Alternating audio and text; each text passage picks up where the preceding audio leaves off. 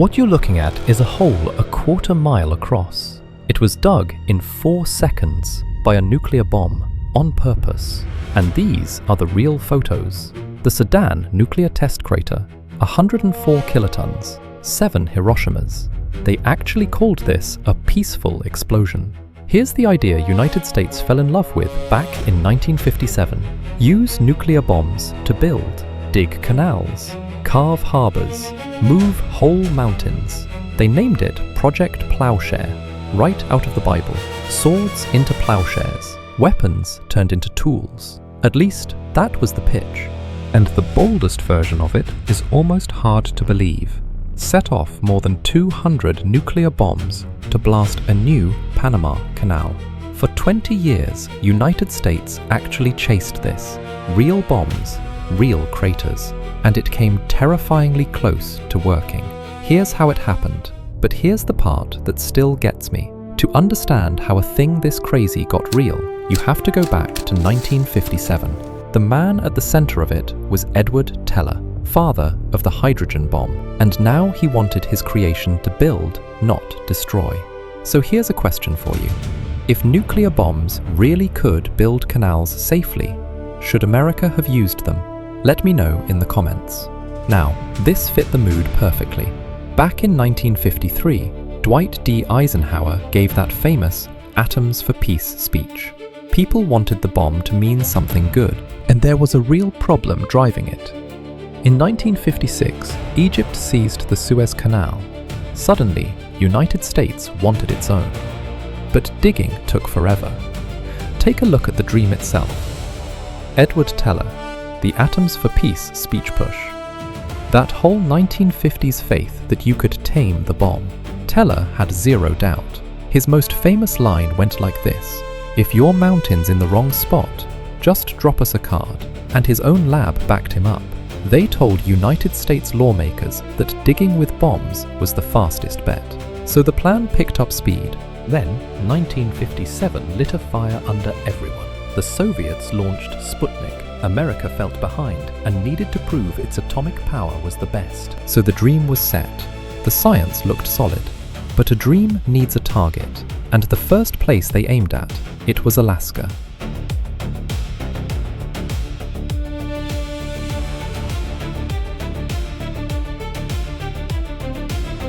The first real target was Alaska.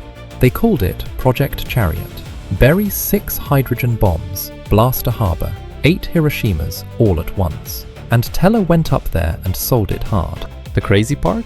It worked. Newspapers, politicians, even churches lined up behind the plan.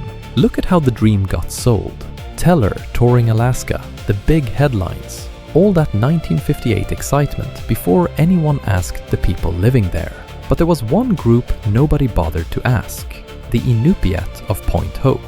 Their village sat 31 miles from where the bombs would land, so the Inupiat pushed back, and scientists backed them. By 1961, the whole country had heard about it. Quietly, Project Chariot died, and here are the people who stopped it.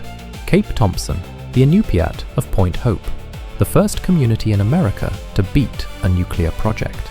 Then came the big one, July 6, 1962. They buried a 104 kiloton bomb in Nevada, and it threw 12 million tons of earth skyward. On paper, Sedan nuclear test looked like a win, a crater a quarter mile wide, but it also spread a radioactive cloud, and nobody talked about that.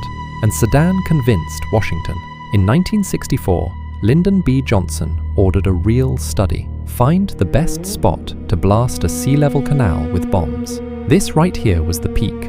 The Sedan crater, the canal studies, the moment United States genuinely believed it would dig with atomic fire.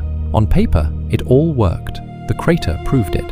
But paper and reality are very different things, and reality was about to win.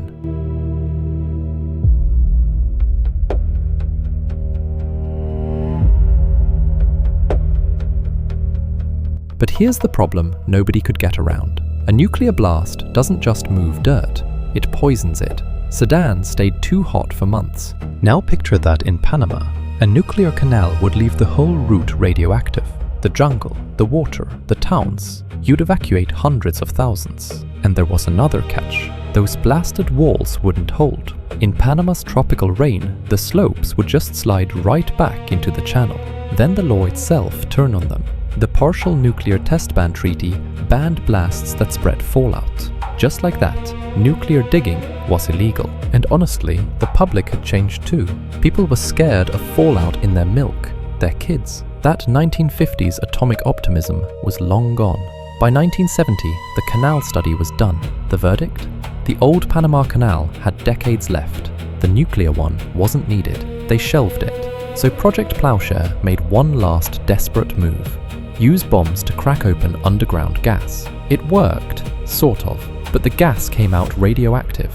Look at where it all turned. The radioactive craters, the treaty, the protests. Every promise the program made just slammed into reality.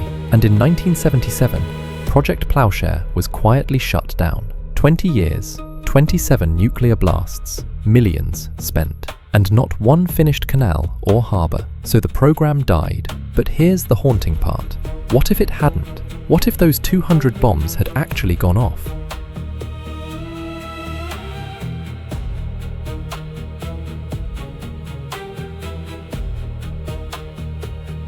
So picture the version of history we just missed.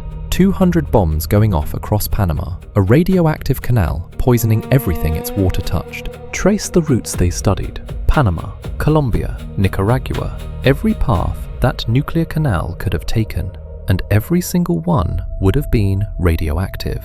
And it wouldn't have stayed there. Ocean currents would have carried that contamination worldwide. Hundreds of thousands of people would have lost their homes for good.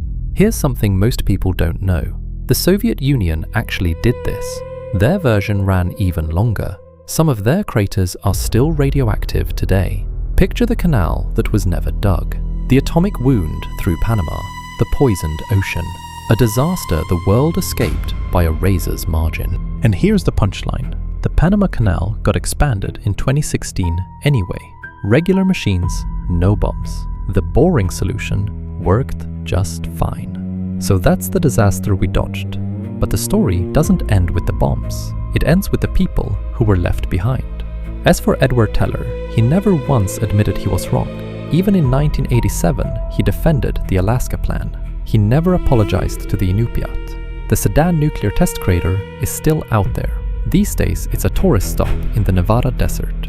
People stand at the edge, still radioactive. Go see it now. The Sedan crater today, tour buses on the rim, a radioactive hole, sitting there like a monument to the atomic age. And Project Chariot left a nasty little secret. In the 1990s, researchers found radioactive soil still buried up at Cape Thompson, just left there. Count up the scars. The Sedan crater, the Alaska cleanup, the Inupiat who were proven right.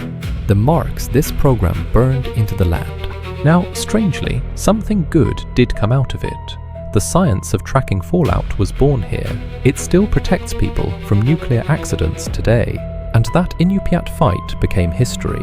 A lot of people call it the start of the American environmental movement. One village said no.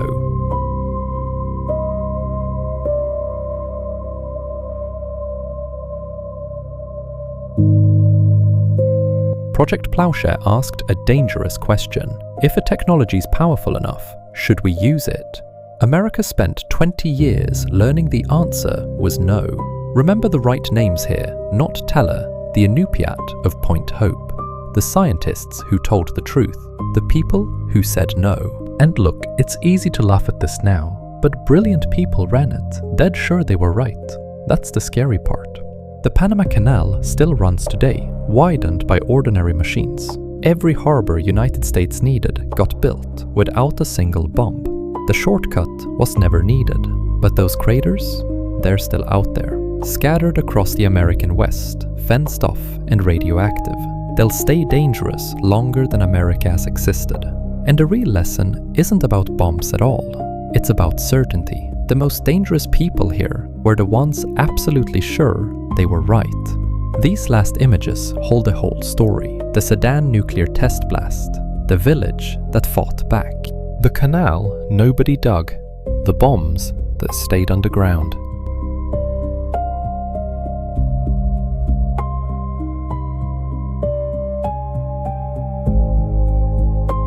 So out in the Nevada desert, that crater still waits. A quarter-mile wound, 4 seconds of work, the monument to a canal America almost detonated. So here's my question for you. Were these brilliant men reckless fools, or just visionaries born too early? Drop your honest answer in the comments.